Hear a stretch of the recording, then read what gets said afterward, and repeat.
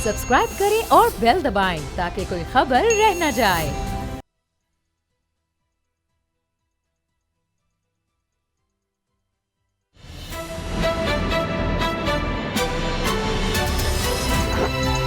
अब पता चला। बिस्मिल्लाहिर्रहमानिर्रहीम, अस्सलाम वालेकुम। मैं हूं मोहम्मद उसामा गाजी और आप देख रहे हैं अब पता चला। अभी जिस तरह से ISPR की तरफ से बताया जा रहा है कि आर्मी चीफ और DGISI की मुलाकात हुई है वज़ीर आज़म से और सानिया मच पर तशवीश का भी इजहार किया गया और उसकी मजम्मत भी की गई है और सिक्योरिटी सूरत हाल का जायज़ा लिया गया है। और ये मुलाकात इस वजह से भी बहुत अहम है कि इससे पहले DG ISPR की तरफ से जो प्रेस ब्रीफिंग दी गई उसमें बहुत सी अहम बातें बताई गई, जिस तरह भारत के हवाले से जो डिसइंफो लैब ने जो इंकशाफात किए पूरी दुनिया के सामने लाए गए, किस तरह से वो पाकिस्तान के खिलाफ प्रोपेगेंडा कर रहा था भारत और क्या कुछ किया जा रहा था पाकिस्तान में मायूसी फैलाने के लिए और पूरी दुनिया में पाकिस्तान का चेहरा मस्त करके दिखाने के लिए कि यहाँ पर तो दहशतगर्दी है, यहाँ पर तो नाउमीदी है कि कोई दुनिया से पाकिस्तान में आए ना, इन्वेस्टमेंट ना आए। और भारत के जुल्म, भारत की दहशतगर्दी को छुपाना ये उनका मकसद था। इसके साथ साथ फिर ब्रीफिंग में ये भी बताया गया कि किस तरह पिछले 10 साल में अगर हम मवाजना करें स्टैटिस्टिक्स का, अदाद शुमार का, तो कितनी ज़्यादा कुर्बानियाँ दी गई हैं पाक फ़ौज की तरफ से, कौम की तरफ से, और दहशतगर्दी में कितनी ज़्यादा कमी आई है। यानी अगर मैं इस तरह कहूँ कि 90% से ज़्यादा, बल्कि तकरीबन 95% वाक़यात कम हुए हैं जो दहशतगर्दी के थे, जराइम के थे, तो ये गलत नहीं होगा, तो काफ़ी हद तक दहशतगर्दी पर काबू पाया गया है। लेकिन साथ ही जो सवाल हुए वो भी बड़े दिलचस्प और अहम थे। खासतौर पे PDM के हवाले से सवाल हुआ कि मौलाना फजलुर रहमान साहब कह रहे हैं कि जी रावलपिंडी में GH की तरफ वो आएंगे, तो इस पर मेजर जनरल बाबर इफ्तिखार ने कहा कि जी समझ नहीं आती उनके यहाँ आने की वजह, लेकिन अगर वो आएंगे तो उनको हम चाय पानी ही पेश करेंगे। इसके साथ साथ उन्होंने ये भी कहा कि फ़ौज का मोराल बुलंद है और इसमें चूँकि काफ़ी तफसील से गुफ्तगू थी, लेकिन उसका कुछ हिस्सा हम आपको दिखाते हैं, देखिए।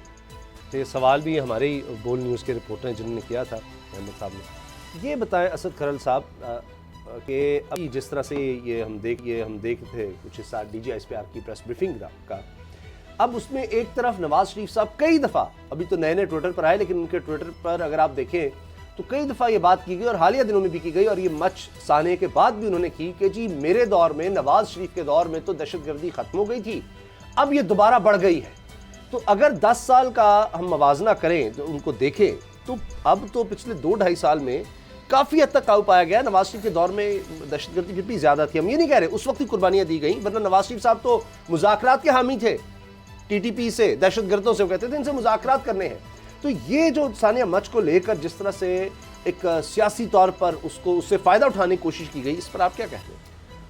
उसामा साहब, जिस तरह PDM का क्या मकसद था, PDM का मकसद भी यही था कि मुल्क के अंदर इंतशार पैदा करना, मुल्क के अंदर अदम इस्तेहकाम पैदा करना, और जो फॉरेन इन्वेस्टर आ रहे थे, जो पाकिस्तान का एक स्टेटस बहाल हुआ था बड़े अरसे बाद के सेहती हवाले से पाकिस्तान को एक स्टेटस फेवरेट एक कंट्री का स्टेटस दिया गया था और बहुत सारे ममालिक से सर फहरिस्त था पाकिस्तान, जहाँ पे रिकमेंड किया गया था और सजेस्ट किया था कि टूरिस्ट जहाँ पे आ सकते हैं। अब ये वो सारे मामला थे जिस वजह से अपोजिशन जो परेशान थी कि अगर यही सूरत हाल, ये इंडिकेटर पॉजिटिव जो है, अगर ये होना शुरू हो गए तो इमरान खान साहब की हुकूमत 5 साल पूरे कर गई तो अगले 5 साल भी शायद हमें मौका ना मिल सके। ठीक, अब PDM का आपके सामने जो सूरत हाल अशर हुआ और जिस तरीके से आपस में हर जो पार्टी है उसने अपनी अपनी जो है लाइन मारने की कोशिश की हुकूमत से, जहाँ से जिनसे भी बात समझ लें, उससे आपस के अंदर उनके इख्तलाफात भी सामने आए। JUI के अंदर से इख्तलाफात सामने आ गए, उनके 4 सीनियर लोग जो है उनको पार्टी से निकाल दिया गया। नून लीग के अंदर 2 धड़े जो है वाजे सामने आ गए और पीपल्स पार्टी और नून लीग के आपस में कोई बहुत सारे मामलात के अंदर इख्तलाफात पैदा हो गए। तो वो तो हो गई, उसका तो बिल्कुल जो है ना मामला, जो प्रेशर था, जो हाइप था, वो ख़त्म हो गई। उन्होंने कहा था कि हम इस्तीफ़े देंगे, वो नहीं आए। उन्होंने कहा था हम सेनेट के इलेक्शन से पहले इस्तीफ़े दे देंगे, वो नहीं आए। फिर उन्होंने सेनेट के इलेक्शन से पहले जो बाइकाट करना था ज़िमनी इलेक्शन का, उसमें उन्होंने कहा जी हम हिस्सा लेंगे, तो वो तो हो गया। अब ये जो मामला था कि सानिया मच के ऊपर कि किस तरीके से इस पर सियासत करके, और ये एक प्लेटफार्म ऐसा था जिसके ज़रिए हुकूमत को अदम इस्तेहकाम से दो चार किया जा सकता था और पूरी दुनिया को एक मैसेज दिया जा सकता था पाकिस्तान के जो खिलाफ बात जाती है और वो मुल्क दुश्मन अनासर जो इस वाक़े में मुलव्वस है, जो उनका बयानिया था, जो उनका एजेंडा था, उसको परवान चढ़ाया गया। अब दो ग्रुप है शिया के अंदर, एक है राजा नासिर अब्बास, अल्लामा नासिर अब्बास और MWM वाले, और दूसरे है साजिद नकवी साहब, अल्लामा साजिद नकवी साहब। आपको याद होगा उसामा साहब कि जो ही ये वाक़या हुआ उसके बाद MWM जो ग्रुप है उसकी जानब से लाहौर प्रेस क्लब और मुख्तलिफ जगह पे पाकिस्तान के अंदर उन्होंने प्रोटेस्ट किए, लेकिन धरना उन्होंने नहीं दिया। जो ही ये अल्लामा साजिद नकवी ग्रुप को पता चला तो उन्होंने ये इस प्रोटेस्ट को हाईजैक किया और उसको धरने में कन्वर्ट कर दिया और फोर्सली वो लाम बैठ गए। उसके बाद क्या हुआ, मरियम साहिबा, नवाज शरीफ साहब की जानब से, इस तरह की बहुत सारे काले भी हमारे इदारों के पास रिकॉर्ड पे है, उन्होंने ये कहा कि और मौलाना फजलुर रहमान साहब और नवाज शरीफ साहब के अल्लामा साजिद नकवी जो है वो अलाइज है, आपको याद होगा वो उनके अलाइज है। लिहाजा नून लीग और मौलाना फजलुर रहमान साहब ने कहा कि क्यों ना इस वक्त से फ़ायदा उठाया जाए। उन्होंने अपने वर्कर जो है उनको भी कहा कि आप भी वहाँ पहुँचे। मरियम साहबा का बयान भी रिकॉर्ड पे है कि हम वर्कर भी भेजेंगे और खाना भी आपको देंगे जी। ये सारी जो सिचुएशन जो इकट्ठी हुई, तो उसके बाद क्या हुआ कि आपके सामने जो जो उनके हजारा वाले हैं उन्होंने खुद कहा, हजारा वालों ने खुद कहा कि हमारे लवाकीन जो शोहदा के हैं उनका ये मुतालबा नहीं है, ये हमें ब्रूनी मुदाखलत है और उसकी वजह से हमारा पूरी दुनिया के अंदर जो तमाशा 6 दिन लगा रहा। सही, वो तो बैरूनी मुल्क जो कुत्ते हैं, मुल्क दुश्मन कुत्ते, दो बातें बड़ी एक अहम है। एक तो यह कि जी फजलुर रहमान साहब या PDM के आने की वजह समझ नहीं आती, अगर वो रावलपिंडी आना चाहते हैं, GHQ आना चाहते हैं, इसकी वजह नहीं समझ आती, लेकिन अगर वो आएंगे तो उनकी तवाज़ो की जाए, ये नहीं उनके जो लफ्ज़ थे वो थे चाय पानी हम उनको पेश करेंगे। एक ये बात, और दूसरा एक और पहलू बड़ा अहम है कि जो सोशल मीडिया पर भी इधर उधर बातें की जाती है, PDM बैक चल रही हो रहा है, वो हो रहा है, उन्होंने कहा कि कोई इस तरह के राब्ते नहीं है, मेजर जनरल बाबर खार साहब ने कहा। तो अब वो जो नेशनल डायलॉग की बात थी या PDM कोई प्रेशर डालने के लिए कोई बात कर रही थी, मोहम्मद जुबैर साहब वाला मामला, वो ख़त्म हो गया। उसामा साहब, सबसे पहली बात जो है, जिस तरह से जनरल इफ्तिखार बाबर साहब जो है, मेजर जनरल इफ्तिखार बाबर साहब DG ISPR, उन्होंने एक चीज़ तो बड़ी क्लियरली कही कि यहाँ पर क्यों आएंगे, मैं रावलपिंडी क्यों आना चाहते हैं। सारी कौम का ये सवाल है कि मौलाना फजलुर रहमान साहब, अगर आप समझते हैं कि जनाब इंतखाबात में इलेक्शन में धांधली हुई तो उसके प्लेटफॉर्म्स हैं। पहला प्लेटफॉर्म है इलेक्शन कमीशन ऑफ पाकिस्तान, दूसरा प्लेटफॉर्म है अगर उसके वहाँ पर आप सेटिस्फाई नहीं होती तो आप सुप्रीम कोर्ट में चले जाएँ, आप गवर्नमेंट के आगे एक डिमांड रख दें कि जनाब इस पे कोई जुडिशियल इंक्वायरी करवा दी जाए। यही तरीक़ेकार है ना सर, इसके अलावा तो और कोई तरीक़ेकार नहीं। ये तो नहीं आप कह सकते कि जी फौज आए ये इस हुकूमत को तोड़े तो फिर हम ये इतना तो आपकी डिक्टेशन पे तो मुल्क नहीं चलना। मसला ये है कि उसके लिए आपको कौम के सामने एविडेंसेस रखने होंगे, सबूत रखने होंगे कि ये वो सबूत हैं जिनकी बुनियाद पर हम ये समझ रहे हैं कि इन इलेक्शंस में धांधली हुई है। अभी तक नवाज शरीफ साहब, मौलाना फजलुर रहमान या बिलावल भुट्टो जरदारी कोई एक सबूत कौम के सामने नहीं लेके आए कि ना ये वो सबूत है, इसकी बुनियाद पर जनाब हम कह रहे हैं कि ये धांधली हुई। RTS बैठ गया, चले जी बैठ गया, उसके बाद फिर वो रिस्टोर हो गया। मसला ये है कि धांधली कहाँ पे हुई है, क्या जो बैलेट्स हैं क्या वो चेंज हो गए हैं। आप आइडेंटिफाई करें कि ये 10 जो हैं, ये 10 पोलिंग स्टेशन हैं, इनमें यहाँ पर रिजल्ट्स को चेंज किया गया है। कोई तो सबूत दे ना, कुछ तो दे। इलेक्शन कमीशन क्यों नहीं ये जा रहे, इसलिए नहीं जा रहे कि वो सबूत मांगेगा, सबूत इनके पास है कोई नहीं है। सुप्रीम कोर्ट क्यों नहीं जा रहे, वो सबूत मांगेगा, सबूत है कोई नहीं है। जुडिशियल कमीशन की बात क्यों नहीं करे कि जुडिशियल कमीशन जब बनेगा वो चीज़ों को सारी को देखेगा, वो इनको भी बुलाएगा, इलेक्शन कमीशन को भी बुलाएगा, सारे फ्रीकैन को बुलाएगा, दूध का दूध पानी का पानी हो जाएगा। खाली ये कह देना कि जनाब ये कठपुतली है, ये ऐसे है वैसे है, ये तो बेमानी सी बात है। उसामा साहब, मैं तो इसमें तो कोई ठोस वजन ही नहीं है। तो फिर बात तो सारी कौम 22 करोड़ अवाम का मौलाना से ये सवाल है कि अगर आप कहते हैं आपने रावलपिंडी जाना है तो किस बुनियाद पर जाना है, क्या एलिगेशन क्या है आपका, आप चाहते क्या उनसे, किस चीज़ की बुनियाद पर जाना है, वो कोई वाजे नहीं है, कोई चीज़ वाजे नहीं है। और दुनिया में कहीं ऐसे नहीं होता कि आप किसी इदारा, ख़ास तौर पे एक हसास इदारा जो कि पाकिस्तान की नज़रियाती असास का मुहाफिज है, जो आपकी सरहदों का मुहाफिज है, जो आपकी सरहदों की हिफाजत के लिए जिसके जवान अपनी ज़िंदगी दे रहे हैं, आप इनको मौत को गले लगा रहे हैं, शहादतें दे रहे हैं, आप उसके खिलाफ जा रहे हैं। तो समझ अब क्या होगा, रावलपिंडी जाएंगे तो क्या करेंगे, फौज को बुरा भला कहेंगे, GHQ के बाहर बैठ के फौज को बुरा भला कहेंगे। मेरा एक सवाल है, उस पर सबसे ज़्यादा जगतसाई क्या होगी? इंडिया, उसके सारे चैनल्स जो हैं वो दिन रात यही मंत्रा पढ़ेंगे कि देखिए जी ये पाकिस्तानी फौज है, इसकी तो अपने पॉलिटिशियंस जो हैं उसके बाहर खड़े हुए हैं। इनके सारी दुनिया में अपना मजाक उड़ाने वाली बात है, अपना मजाक उड़ाने वाली बात है, इसके अलावा और कुछ नहीं है। ये सिर्फ इंडिया को खुश किया जा रहा है, ये इसराइल को खुश किया जा रहा है, ये पाकिस्तान के दुश्मनों को खुश किया जा रहा है। ये मैं बर्मला कहूँगा, बिल्कुल मैं जहाँ जिस मर्जी प्लेटफॉर्म पर बैठ जाए मेरे से मुज़ाकरा कर लें, ये सिर्फ पाकिस्तान के दुश्मनों को खुश करने के लिए किया जा रहा है और इसकी कोई वजह है ही नहीं। लेकिन अल्टीमेटली जो मुज़ाकरात होते हैं अपोजिशन के, वो सियासी लोगों के दरमियान मुज़ाकरात होते हैं उसामा साहब, कभी गैर सियासी लोगों के साथ मुज़ाकरात नहीं होते। 1 मिनट ठहरे, 1 मिनट मुझे दे दें। दूसरी बात जो आपने की है, ठीक है, कुछ ऐसे लोग हैं, ऐसे पॉलिटिशियंस हैं जो ये चाह रहे हैं कि ये जो सिचुएशन है इसको डिफ्यूज़ किया जाए। हो सकता है कि वो ये चाह रहे हो कि ये जो टेंशन चल रही है इसको कम किया जाए, उसमें अपना रोल प्ले करना चाह रहे हो। जैसे मोहम्मद अली दुरानी है, मेरा मतलब है कि वो ये चाह रहे होंगे कि जनाब आप इस रेड लाइन को क्यों क्रॉस कर रहे हैं। अगर आपका कोई इशू है तो आप पॉलिटिकल गवर्नमेंट से बात करें। अगर आप पॉलिटिकल गवर्नमेंट से बात करना चाहते हैं, नवाज इमरान खान से बात करना चाहते हैं, तो हम उसमें अपना रोल प्ले कर सकते हैं। As a bridge, as a पुल हम आपके जो डिमांड्स हैं वो उन तक पहुंचा सकते हैं। आप बताएं आप चाहते क्या हैं? क्या जुडिशल कमीशन चाहते हैं? धांधली की बुनियाद पर वो बन जाता है। इंडिपेंडेंट जुडिशल कमीशन आप भी नाम दे दें, वो बना देते हैं, वो इसको दूध का दूध पानी का पानी कर देता है। सही। लेकिन इस तरह से अदारों को टारगेट करना, ये तो पाकिस्तान के साथ दुश्मनी है। ठीक। अभी आपने एक और बात की थी, मैं सॉरी, कोई बात कि ये जो इंसिडेंट हुआ मच वाला, हजारा वाला, तो सर उसमें यह है कि नवाज शरीफ कहते हैं कि मेरे दौर में तो कुछ भी नहीं हुआ, उन्हीं के दौर में सानिया पेशावर हुआ था, सानिया APS उन्हीं के दौर में हुआ था। लेकिन मैं उसका कंपैरिजन नहीं करता, लेकिन जो आज ब्रीफिंग दी गई है जनरल इफ्तार बाबर साहब की, उसमें बड़ा क्लियरली कहा गया है कि पाकिस्तान में वो ट्रेंड कम हुआ है।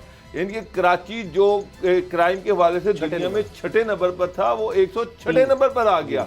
तो इसमें तो जो फिगर्स वो दे रहे हैं उससे तो बड़ा क्लियरली ये चीज़ साबित होती है कि पाकिस्तान में दहशतगर्दी के इंसिडेंट्स कम हुए। अच्छा। पाकिस्तान में क्राइम रेशो जो है वो कम हुई है और पाकिस्तान के हालात बेहतर हुए हैं। अब चूंकि आपने मियां नवाज शरीफ साहब का नाम ही ले दिया है तो उनके हवाले से एक और खबर अब बहुत ज़्यादा फैली और नवाज शरीफ साहब ने फिर वही रसगुल्ले और मिठाइयाँ जो हैं वो पहले ही खा ली और तकसीम कर दी कि देखें जुर्माना हो गया है और ये ब्रॉडशीट कंपनी को नैब को पैसे देने पड़े हैं और वजह थी जनाब जो हमारे खिलाफ मुकदमा था वो सारा मामला था।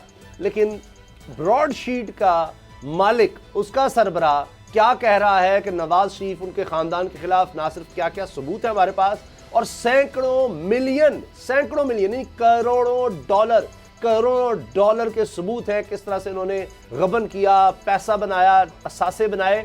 और इसके साथ साथ उन्होंने ये भी कहा कि इन्होंने रिश्वत देने की भी कोशिश की ब्रॉडशीट कंपनी को।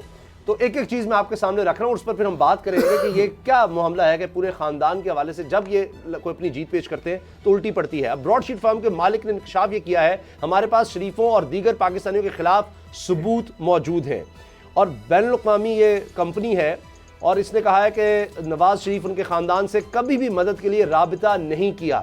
नवाज शरीफ ने ब्रॉडशीट अदालती फैसले से मुतालिक सरासर झूठ बोला और नवाज शरीफ के इल्ज़ामात के हवाले से वो कहते हैं कि नवाज शरीफ इल्ज़ामात से बरी हो गए, ये बिल्कुल गलत है। ब्रॉडशीट से जान छुड़ाने की वजह भी शरीफ फैमिली ही थी, चूंकि इनका दबाव था। खुद को नवाज शरीफ का भतीजा बताने वाले ने रिश्वत की ऑफर तक की थी ब्रॉडशीट कंपनी को। वज़ीर-ए-आज़म के मुशीर शहजाद अकबर ने जुर्माना अदायगी के मामले पर रियायत मांगी। नवाज शरीफ हुकूमत को $1 अरब वाले अकाउंट के बारे में आगाह किया था। इसके साथ अगर पाकिस्तानी हुकूमत दोबारा मुआहिदा करती है तो हर्जाने की रकम वापस करने पर राजी हैं। इमरान खान की हुकूमत से जब्त की गई रकम वापस करके ज्यादा खुशी होगी, ये मालिक कह रहा है ब्रॉडशीट कंपनी का। मैं जानता हूं कि इमरान खान खुलूस वाला आदमी है, ये वही कंपनी है जिसको हायर किया गया था। मुझे शहजाद अकबर की ईमानदारी पर भी कोई शक नहीं। जनरल रिटायर्ड अमजद के दौर में नैब ने अच्छा काम किया। अब ये सारे इल्जाम कि ब्रॉडशीट कंपनी तो हमें एग्जोनरेट किया है, जबकि वो कह रहे हैं कि जब जनरल रिटायर्ड अमजद को हटाया गया तो नैब नीचे की तरफ चला गया। अब ये सारी तफसीलात आई हैं। अब थोड़ा सा बैकग्राउंड मैं आपको इसका क्लियर कर दूं कि ये 2003 में हुआ ये कि मुआहिदा ख़त्म कर दिया गया, क्योंकि जनरल परवेज़ मुशर्रफ के दौर में मुआहिदा हो गया नवाज शरीफ उनके ख़ानदान के साथ कि जनाब, और लिख कर मुआहिदा हुआ, और नवाज शरीफ साहब चूँकि बाहर चले गए थे उससे पहले ही, तो उसके बाद फिर ये केसेस बंद कर दिए गए, सब केसेस खत्म कर दिए गए और उनको बाहर जाने की इजाज़त, क्योंकि डिक्टेटरशिप का दौर था। और क्यों बकौल ब्रॉडशीट कंपनी के मालिक के जी कि उन्होंने कहा क्यों ये मुआहिदा हमसे खत्म करें, हम तो आपको असासे ला कर दे रहे हैं इनके, ये सारे एमएन फीड दीगर कितने मनी लॉन्ड्रिंग की गई है, इन्होंने अरबों रुपया इस तरह से चोरी किया है। तो बकौल इनका कहना था जनरल रिटायर्ड परवेज़ मुशर्रफ का कि इन्हीं के लोग जीत कर आ गए हैं, तो बड़ा दबाव है, बड़े मसाइल हैं, इस वजह से फिर इस तरफा तौर पर मुआहिदा ख़त्म करने की वजह से ही कंपनी गई थी। और फिर ये 2008 से मामला बढ़ते बढ़ते 2016 आगे जाता रहा, और उस वक्त पीपल्स पार्टी नून लीग की गवर्नमेंट थी, उन्होंने कुछ नहीं किया, और अब आकर फिर नैब के खिलाफ ये कंपनी ये जीत गई केस। वजह ये थी कि आपने क्यों एकतरफा तौर पर ख़त्म किया मुआहिदा, जबकि हम तो असासों के करीब पहुंच गए थे और हमने तो डिटेल ले ली थी, हम तो अपना काम मुकम्मल कर रहे थे। तो उसके बाद नवाज शरीफ साहब ने कहा कि जी देखिए हमारे हक़ में फैसला आ गया, तो उस पर ब्रॉडशीट कंपनी के सरबराह के बयानात मैंने आपको दिखा दिए हैं जो उसने कहे हैं। असद करल साहब, ये तो एक नई चार्जशीट है। देखिए मामला ये है, उसामा साहब झूठ के वो कहते हैं ना पाँव नहीं होते, और एक सच को छुपाने के लिए जितने मर्जी आप झूठ बोले वो सच बिलाखिर सामने आ ही जाता है। अब एक तो उन्होंने सलमान शहबाज का नाम ले रहे हैं कि उनको ऑफ़र की गई, दूसरा वो इमरान खान साहब जो हैं जिनके ऊपर नवाज शरीफ साहब ये इल्ज़ाम लगा रहे हैं कि जनाब ये भी हुकूमत की नाअहली है, हालांकि ये मामला पुराना चल रहा था। और जो बात उन्होंने की है ईरानी निज़ार जो बरतानवी वकील हैं कावे मूसवी, उन्होंने ये जो बात की है कि ये जो कंपनी है ब्रॉडशीट, ये इसमें बिल्कुल बात दुरुस्त है कि उन्होंने ऑफ़र की थी पाकिस्तानी हुकूमत को, नैब को, कि जितने पाकिस्तान से जो काला धन है जो बाहर गया मुख्तलिफ खुफिया अकाउंट्स के अंदर, वो हम आपको ढूंढ के देते हैं और उसके लिए हमें कुछ जो भी एक नॉमिनल जो अमाउंट है वो दी जाए जी। उन्होंने बहुत सारे खाते जो है वो हुकूमत पाकिस्तान को बताया। उन्होंने अकाउंट्स का भी जिक्र किया जिसमें अरबों रुपए जिसको अगर कन्वर्ट करेंगे बल्कि डॉलर बिलियन में थे। लेकिन वो ये भी बताते हैं कि जब ये मुशर्रफ का नवाज शरीफ साहब से मुआहदा हुआ तो उसके बाद से जो हुकूमत पाकिस्तान है उसकी दिलचस्पी उसमें नहीं रही। और इवन कि उन्होंने ये भी इल्ज़ाम लगाया कि हम जो बाज़ अकाउंट जो खुफिया की बताते थे तो कुछ देर बाद उन अकाउंट से रकूम निकलवा ली जाती थी, जिसका मतलब ये है कि नैब में कुछ ऐसे लोग आ गए थे। जनरल अमजद परवेज़ जब नैब के चेयरमैन थे, मुशर्रफ का जब नया दौर था, जब नवाज शरीफ के साथ या शरीफ फैमिली के साथ जिला वतनी का मुआहदा नहीं हुआ था, उससे पहले का जो नैब है उनका उस वक्त वो सारी एक्टिविटी हो रही थी। लेकिन जो ही इनका मुआहदा हुआ और जनरल अमजद परवेज़ आपको पता है वो भी मैन ऑफ प्रिंसिपल थे, और जब वो चेयरमैन नैब के तौर पर उन्होंने रिज़ाइन किया था उसकी भी वजह ये थी कि जब शुगर स्कैंडल उस वक्त आया था पाकिस्तान में तो मुशर्रफ के जो अलाइज थे हुकूमत के उनकी मिलें भी उसमें इन्वॉल्व थी।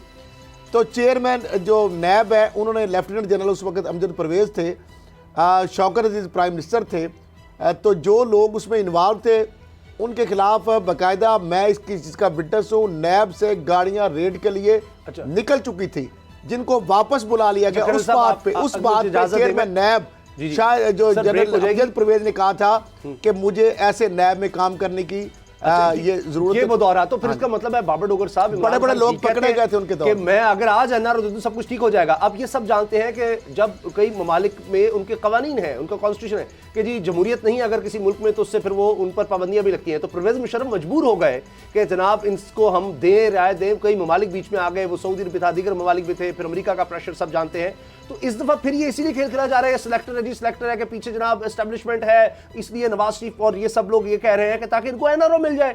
तो आज ये देख लें परवेज़ मुशर्रफ साहब की कहानी 2003 में किया, आज उसकी वजह से भुगत रहे हैं। उस वक्त अगर केसेस चलते रहते तो ये तो फिर नवाज शरीफ तो शायद 2008 में इनकी न पंजाब में मुशर्रफ ने बेड़ा गर्क किया था एनआरओ ना देते तो उसी वक्त ये सब कुछ साबित हो जाता। नवाज शरीफ वज़ीर आज़म सदर ना बनते। की जो अपॉइंटमेंट थी, जिस तरह से वो क्रॉस द बोर्ड चले, इसमें कोई शक नहीं है कि वो कोई विच हंटिंग नहीं करने जा रहे थे, वो क्रॉस द बोर्ड एक अकाउंटेबिलिटी करना चाह रहे थे जनरल अमजद।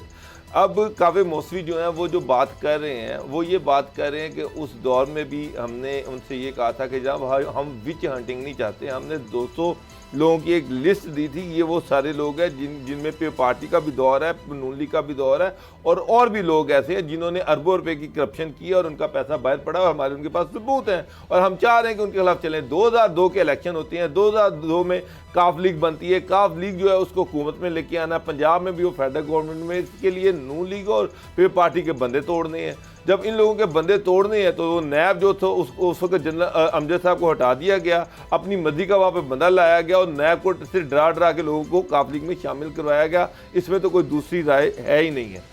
अब एक और चीज़ जो है वो आप देखें कि वो इसी इंटरव्यू में कह रहा है बंदा, वो कह रहा है कि मैंने नवाज शरीफ के दौर में भी कहा कि एक अकाउंट है मेरे पास जिसमें $1 अरब है, अगर आप कहें तो मैं उसके खिलाफ सबूत दे सकता हूं, अगर आप कहें तो मैं उसके खिलाफ चल सकता हूं, क्योंकि उसको भी लालच है कि $1 अरब है तो 20 करोड़ तो उसको मिलेगा।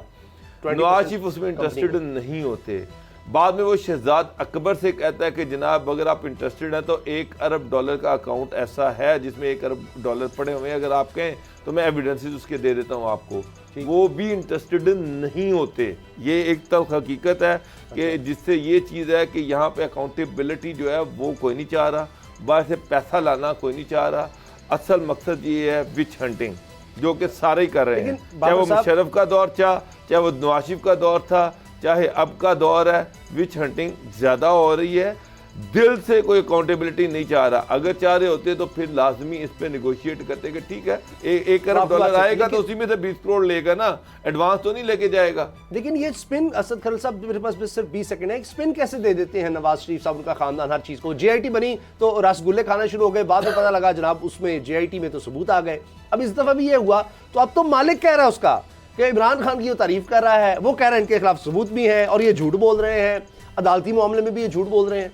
ये किस तरह से सारी चीज घुमा देते हैं कि फैसला जो आया उसको अपने हक में ले गए कि जनाब नैब को जुर्माना हो गया। उन्होंने वो बंदा जब बोल पड़ा उसने सारे सबूत खोल के रख दिए, जिस तरीके से उन्होंने बताया कि बकायदा रिश्वत की ऑफर की गई और ये सारे मामलात हुए, तो इससे तो ज्यादा मैं और आप तो बात करें तो वो तो एक चले इल्जाम हो सकता है, लेकिन वो बंदा जो रेलिवेंट है जिसके कंधे पे रख के ये चला रहे थे और लंदन की अदालत का भी हवाला दे रहे थे कि फैसला नवाज शरीफ का बयान, अदालत का जो फैसला उसके हवाले से भी सरासर झूठ है। वो इसी हवाले से एक बड़ी खबर ये भी है कि वज़ीर आज़म ने फिर ऐलान किया कि जी इनको NRO में किसी सूरत नहीं दूंगा, और क्या कुछ कहा है ब्रेक के बाद आपको बताएंगे।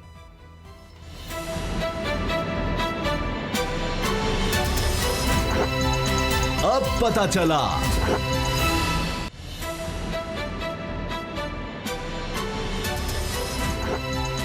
अब पता चला।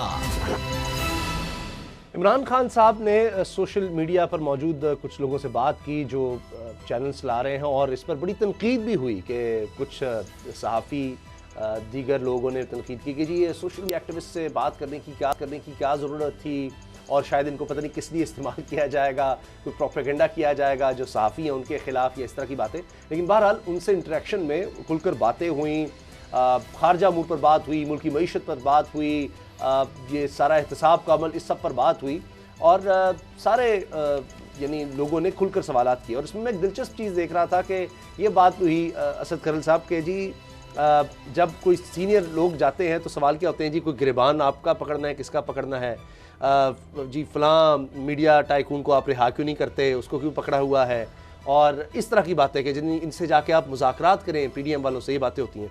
जब ये नौजवान लोग ज़्यादा उसमें हैं और वो गए हैं तो उन्होंने बात की जनाब दाइश का क्या हो रहा है, भारत के साथ ताल्लुकात किस तरह से हैं, ये सऊदी अरब और ईरान वाला मामला किस तरह से है। तो उस पर वज़ीर आज़म ने कहा कि जी हमने किसी से दुश्मनी नहीं करनी, उतार चढ़ाव होता रहता है, यानी इस और मईशत पर बात हुई। तो वो लोग अप्रिशिएट कर रहे हैं इस चीज़ को कि ये तो सवाल पूछने वाले ही हैं, वहाँ जाकर पता नहीं क्या दूसरी बातें करते हैं। तो फिर हम सीनियर साफ़ियों के लिए भी ये शर्मिंदगी की बात होती है कि जी ये किस तरह के सवाल जाकर वज़ीर आज़म से हो रहे हैं। बहरहाल उसमें जो अहम चीज़, बहुत सी बातें हैं, लेकिन उन्होंने कहा कि जी एक मुल्क का वज़ीर आज़म बाहर मुलाजमत कर रहा है कंपनी में, इनके लिए कोई शर्म की बात नहीं। वज़ीर दिफा मुलाजमत कर रहा है बाहर के मुल्क में, वज़ीर ख़ारजा बाहर के मुल्क में मुलाजमत कर रहा है, वहाँ पर पैसे बना रहे हैं, और वो ख़ानदान।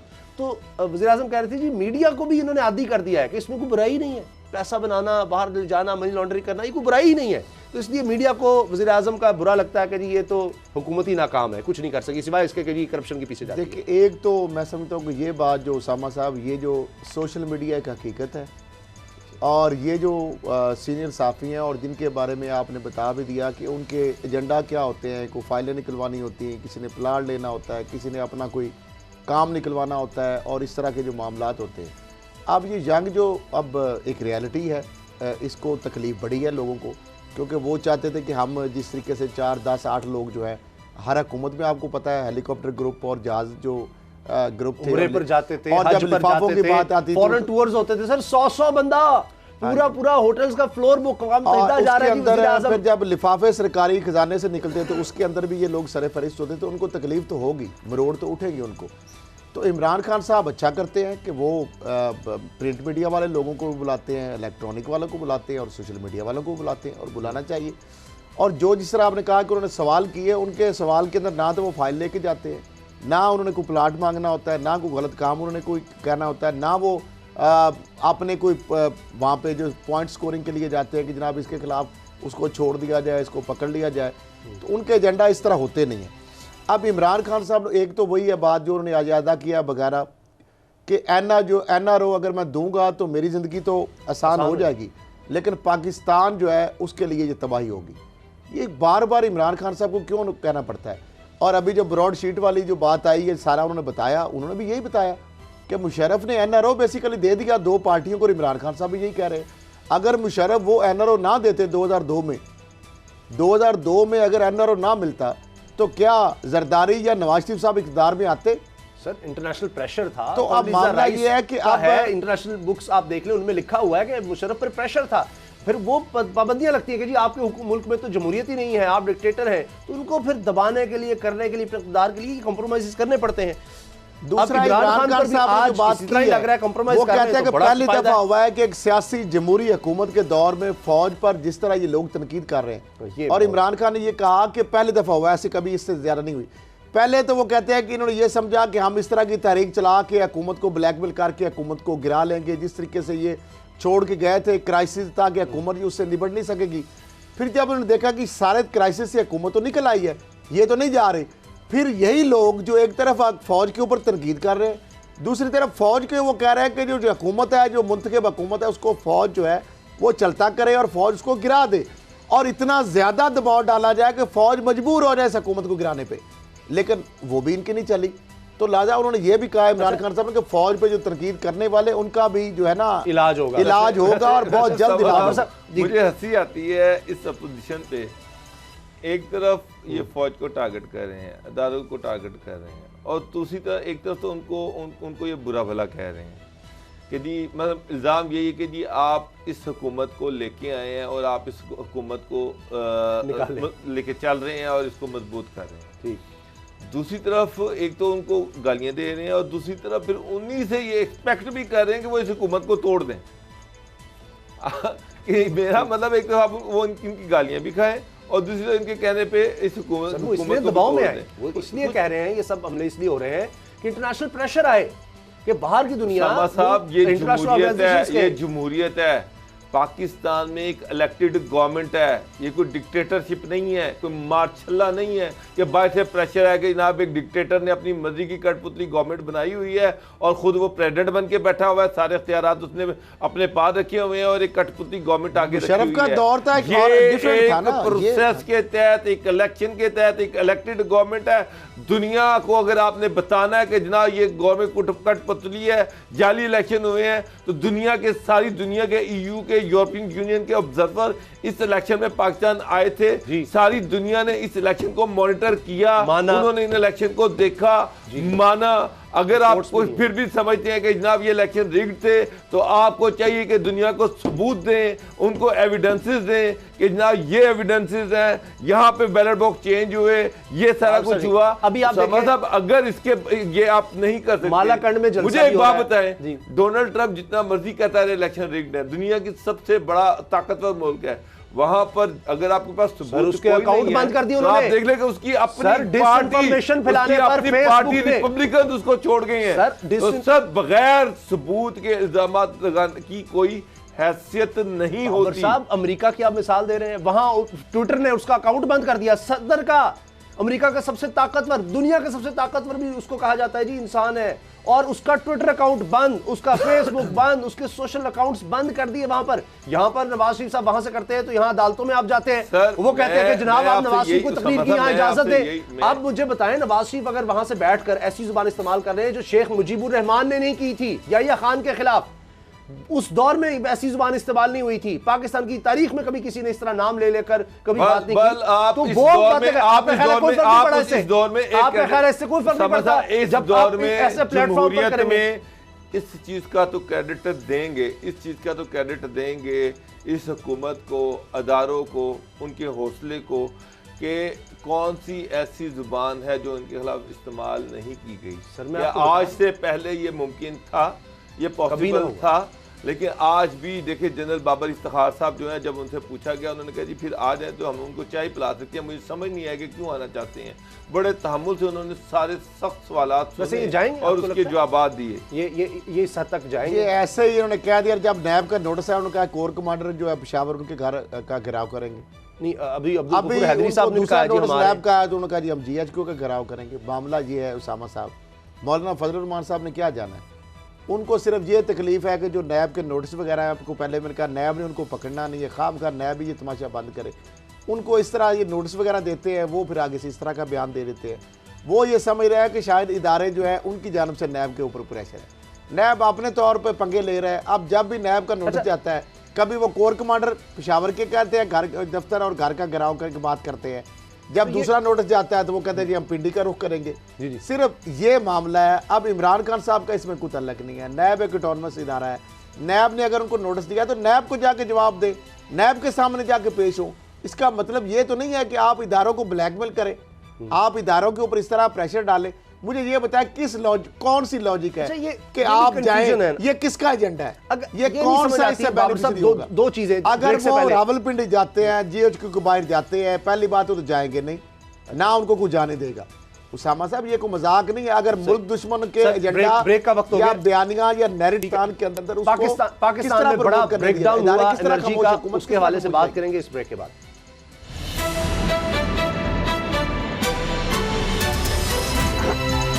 अब पता चला।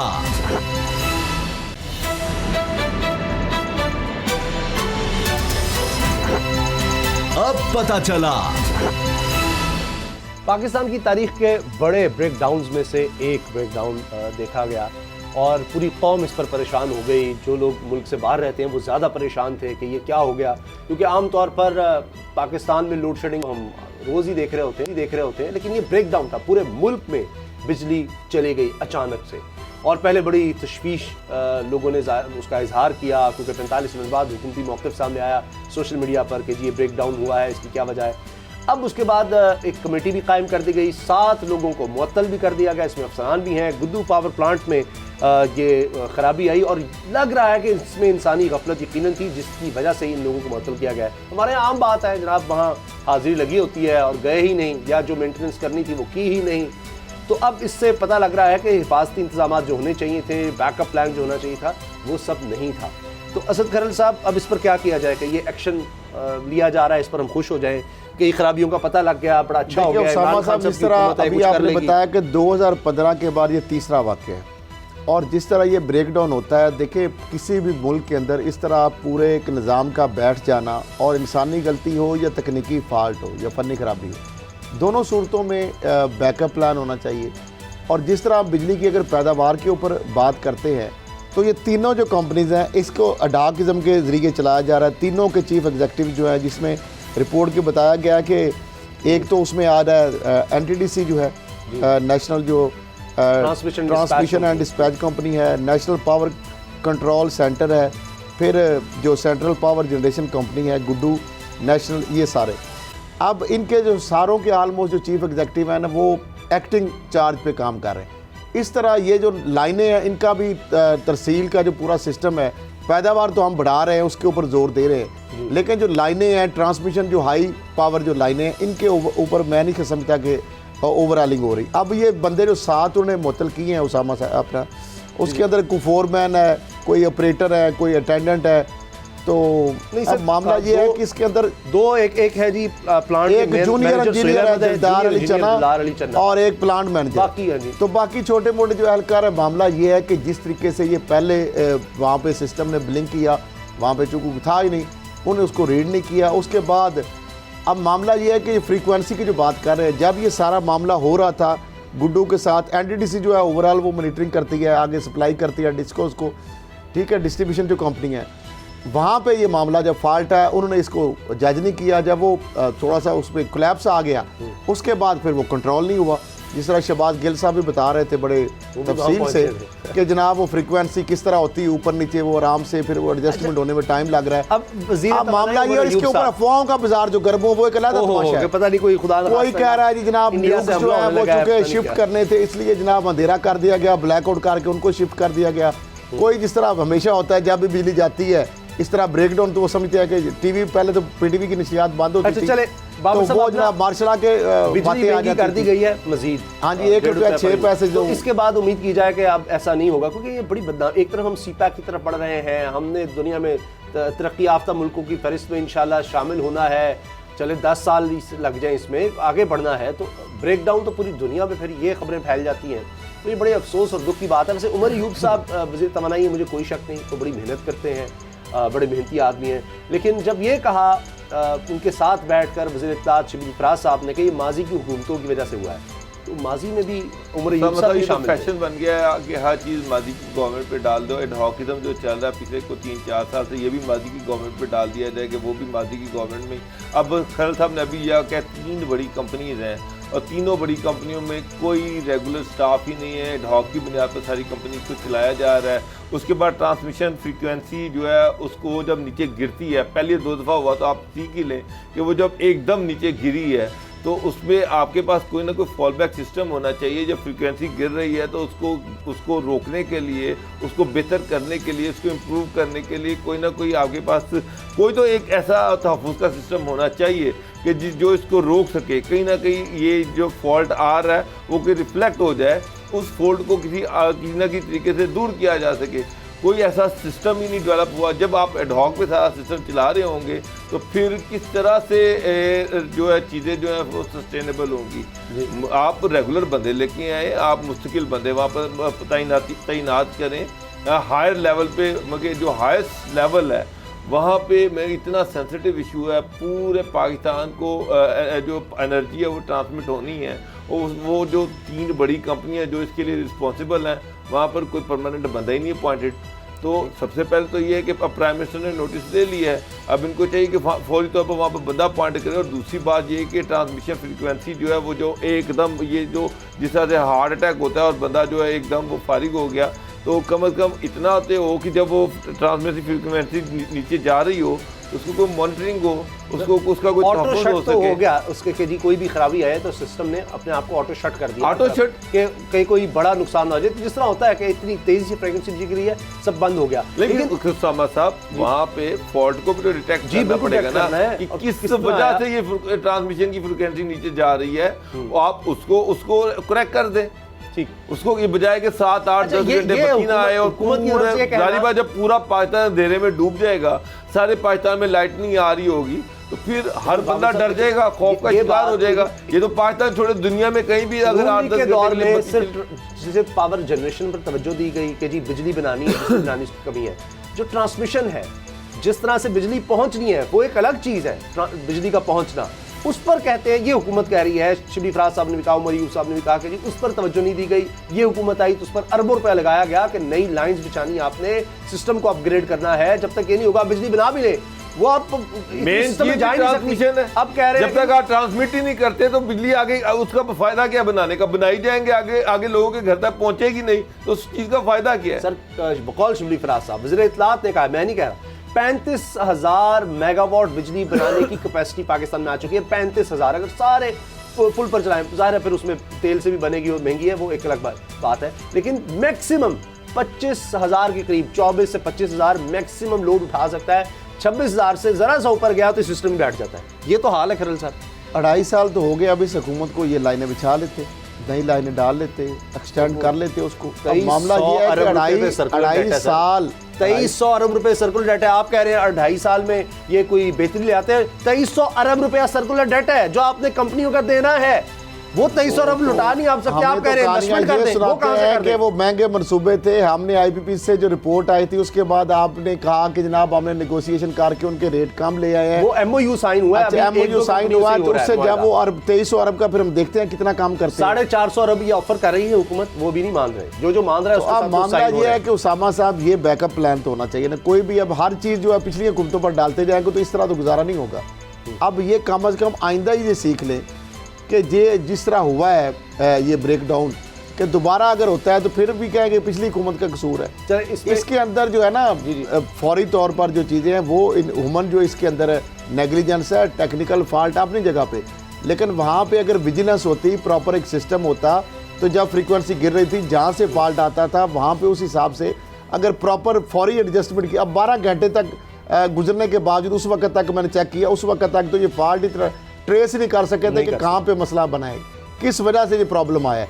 तो मैं समझता हूँ इन फ्यूचर ये वाक़यात जो है टू अवॉइड इन फ्यूचर इस तरह के ना वाक़यात हो सके तो इस लेकिन पे बाबर साहब एक हुकूमत को, खत्म हो रहा है थोड़ा टाइम, सा तो, कंसंट्रेट हाँ, करना चाहिए इख्तिताम क्योंकि में इससे एक अच्छी अरबों खबर रुपए सुना का देता हूं। मुल्की इकॉनमी को बड़ा नुकसान होता है और ये इसका बड़ा एक नेगेटिव इम्पैक्ट जाता है। बहुत ज़्यादा। लेकिन अच्छी खबर ये है कि IMF से मुआहिदा जो हो रहा था ये उसको दोबारा ऑन ट्रैक आ रहा है क्योंकि हमने बिजली महंगी कर दी है। उनकी मेन शर्त ये थी कि आप बिजली महंगी करें क्योंकि इतना सर्कुलर डेटा है, कैसे उतारेंगे, महंगी बनाकर आप सस्ती बेच रहे हैं। उसका अगर जो इमरान खान साहब negative कहते हैं impact सबसे economy पे महंगी आएगा। खत्ते में सबसे महंगी बिजली पाकिस्तान में बन रही है और बिक भी रही है, हम जो बेच रहे हैं वो सबसे महंगी है, इसके बावजूद कि हम अभी उसको सब्सिडाइज कर रहे हैं तो उस तब भी सबसे ज़्यादा महंगी है। उनको इस पे परेशानी है, तकलीफ है कि इस तरह कारोबार कैसे चलेगा, सनतें कैसे चलेंगी, महंगी चीज़ें बनेंगी।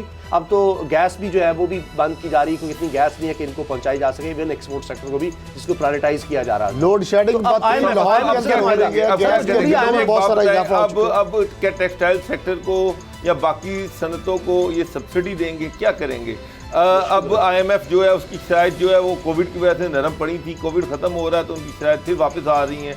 बिजली महंगी करो, पेट्रोल महंगा करो और चीज़ों की कीमतें महंगी करो, तो प्राइवेटाइज टैक्स करो लगाओ। चीज़ों को। अब इसमें ये जो खुशखबरियाँ आ रही थी कि जनाब डॉलर आ रहे हैं, इंपोर्ट और एक्सपोर्ट जो है उसमें वो जो डिस्पैरिटी है वो कम हो रही है, वो तो अब 23 अरब की इंपोर्ट चली गई है और एक्सपोर्ट सारी 11-12 बिलियन डॉलर पे फिर रही है। तो ये जो फ़र्क आ रहा है सामने, ये सर remittances तो ये से तो जुड़ा आने हुआ है। वाले दौर अच्छा, में तो मुझे लग रहा है टाइम कि खत्म हो गया। हालात और मुश्किल हो जाएंगे। टाइम खत्म हो गया। प्रोग्राम देखने का शुक्रिया, इजाज़त दीजिए, अल्लाह हाफ़िज़।